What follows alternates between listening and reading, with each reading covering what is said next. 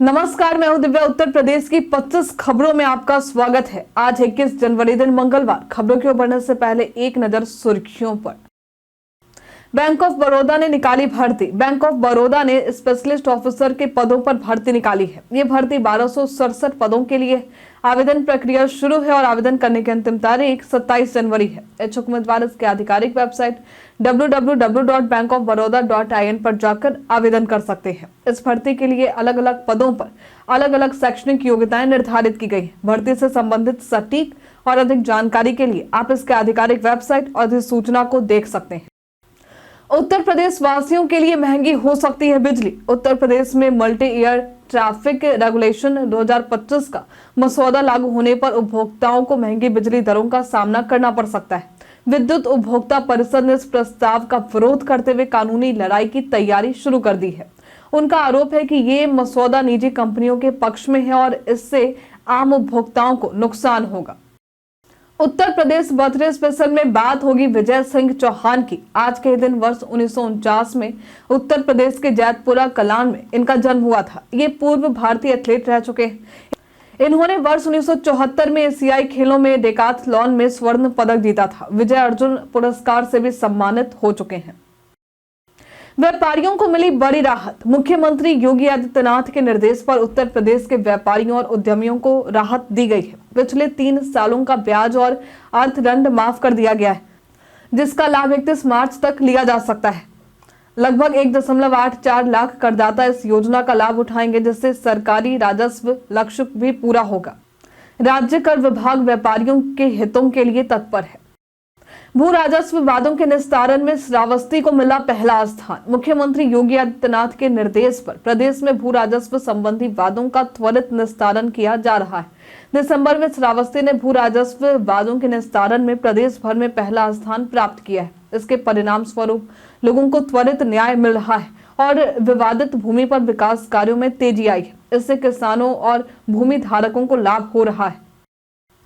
उप मुख्यमंत्री केशव प्रसाद ने महिला स्वयं सहायता को किया सम्मानित। महाकुंभ प्रयागराज 2025 के सेक्टर 1 में महिला स्वयं सहायता समूहों और उद्यमियों को सम्मानित करने के लिए भव्य समारोह आयोजित हुआ। उप मुख्यमंत्री केशव प्रसाद मौर्य ने कार्यक्रम का उद्घाटन किया और महिला समूहों की सराहना की। उन्होंने खाद्य प्रसंस्करण उद्योग को बढ़ावा देने के लिए उत्तर प्रदेश सरकार के प्रयासों की बात की है।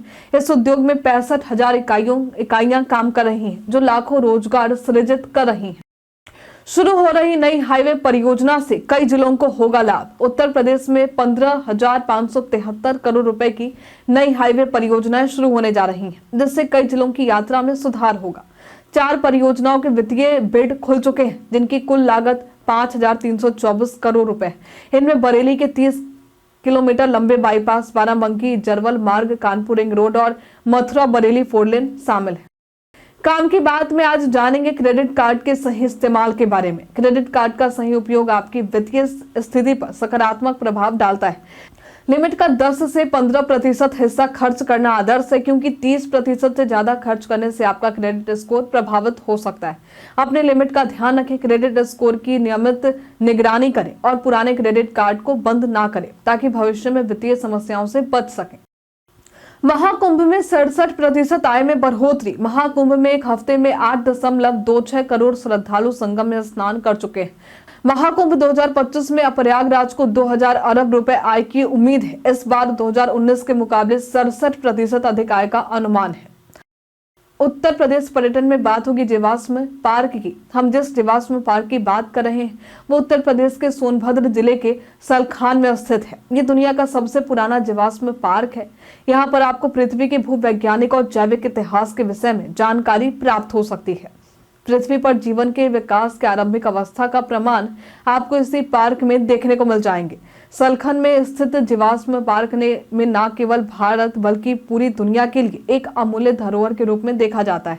यदि आप कहीं घूमने की तैयारी कर रहे हैं तो यहाँ आ सकते हैं।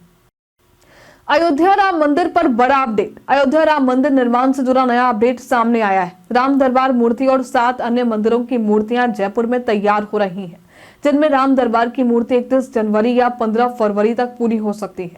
निर्माण समिति की समीक्षा बैठक सोमवार से शुरू हुई, जिसमें मंदिर की लोअर प्लिंथ में रामायण के श्लोक और 3D चित्र लगाने पर चर्चा हुई।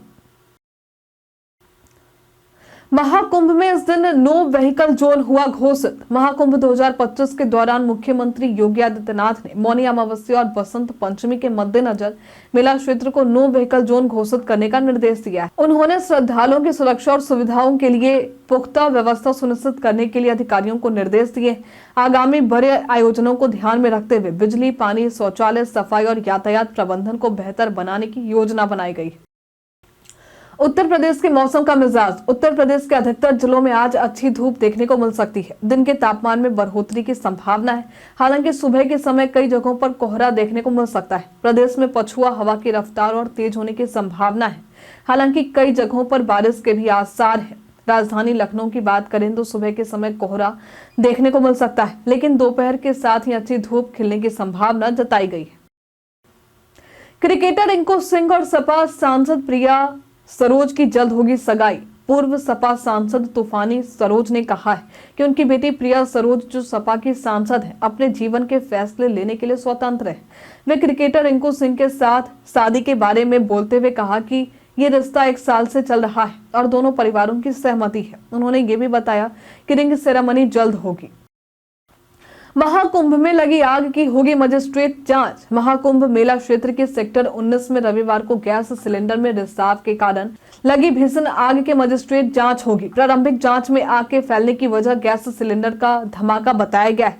आग बुझाने के लिए लोगों को आग के सोर्स से सूचित कर सावधानी बरतने की सलाह दी गई।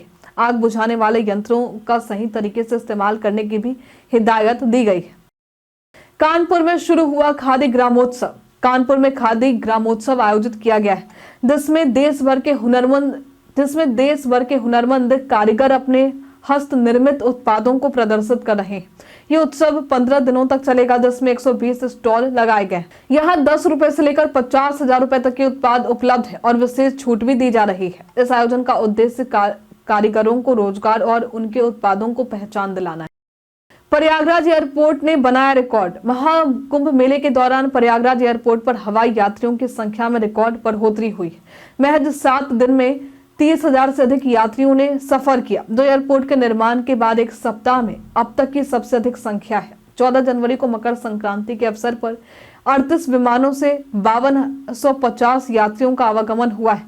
13 से 19 जनवरी तक कुल 30,172 यात्री एयरपोर्ट से गुजरे हैं। सहारनपुर नगर निगम में होगी बुलडोजर कार्रवाई। सहारनपुर नगर निगम ने अतिक्रमण के खिलाफ कार्रवाई शुरू करने का निर्णय लिया है। तिब्बत मार्केट, लोहानी सराय और नेहरू मार्केट में पुलिस की मौजूदगी में बुलडोजर से अतिक्रमण हटाया जाएगा। दुकानदारों को पहले चेतावनी दी गई थी, लेकिन ये विरोध कर रहे हैं क्योंकि उनका कहना है कि वे दशकों से बाजारों में काम कर रहे हैं। निगम ने कहा है कि 2-3 दिन में कार्रवाई की जाएगी। मिल्कीपुर उपचुनाव में सपा नेता का सरकार पर गंभीर आरोप। अयोध्या के मिल्कीपुर विधानसभा उपचुनाव को लेकर समाजवादी पार्टी ने प्रदेश सरकार पर गंभीर आरोप लगाए। सपा ने चुनाव आयोग से 3 थाना अध्यक्षों को हटाने की मांग की। आरोप है कि वे पार्टी कार्यकर्ताओं पर झूठे मुकदमे दर्ज कर रहे हैं। वहीं बीजेपी ने इन आरोपों का खंडन करते हुए कहा है कि चुनाव आयोग के तहत प्रशासन कार्य कर रहा है। अखिलेश यादव ने कानून व्यवस्था पर कसा तंज। सपा अध्यक्ष अखिलेश यादव ने भाजपा सरकार पर आरोप लगाया है कि पुलिस विपक्षी नेताओं और कार्यकर्ताओं को झूठे मामलों में फंसा रही है, जबकि अपराधियों को पकड़ने में नाकाम है। उन्होंने कहा कि प्रदेश में अपराध बढ़ रहे हैं और कानून व्यवस्था पर सरकार का 0 टॉलरेंस दावा झूठा साबित हुआ है। महाकुंभ में लगी आग और तीर्थयात्रियों की समस्याओं पर भी उन्होंने सरकार से कार्रवाई की मांग की है।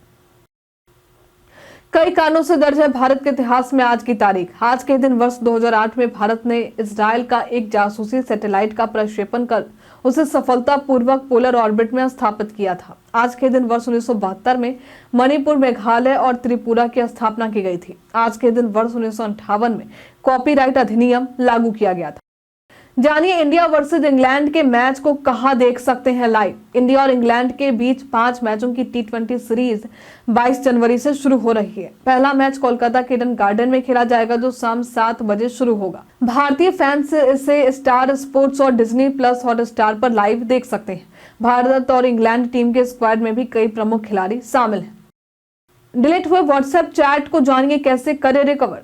कई बार किसी व्हाट्सएप चैट को हम गलती से डिलीट कर देते हैं, लेकिन अगर आपने बैकअप इनेबल किया है तो आप इन्हें आसानी से वापस पा सकते हैं। एंड्रॉयड यानी गूगल ड्राइव और iOS के क्लाउड दोनों पर आप चैट को रिस्टोर कर सकते हैं। इसके लिए व्हाट्सएप को फिर से इंस्टॉल करके अपना नंबर वेरीफाई करें, फिर बैकअप से चैट को रिस्टोर करें। ध्यान रखें कि बैकअप चैट डिलीट होने से पहले का ही होता है।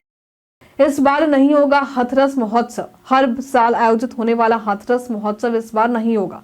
विभिन्न विभागों की तैयारियां ठप पड़ी हैं और प्रशासन ने धनराशि के लिए पैरवी भी बंद कर दी।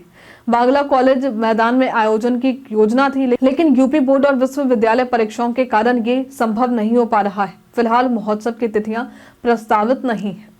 गेहूं की फसल में पीलापन दूर करने के लिए किसानों को सलाह। गेहूं की फसल में पीलेपन के कारणों से अधिक पानी की सिंचाई, उत्पाद, खरपतवार नाशी का इस्तेमाल और पोषक तत्वों की कमी शामिल है। विशेषज्ञ के अनुसार किसानों को यूरिया, जिंक सल्फेट या नैनो यूरिया का सही मिश्रण छिड़काव करने की सलाह दी जाती है। यदि 7 से 10 दिन में सुधार ना हो तो 100 लीटर पानी में 2 किलोग्राम यूरिया और 500 ग्राम जिंक सल्फेट का घोलकर छिड़काव कर सकते हैं। आज के लिए फिलहाल इतना ही। इसी के साथ बढ़ते आज के सवाल की ओर। आज का सवाल है, आप उत्तर प्रदेश के किस जिले से हमें देख रहे हैं? आप अपना जवाब हमें कमेंट में लिखकर जरूर बताइए। आज के लिए फिलहाल इतना ही।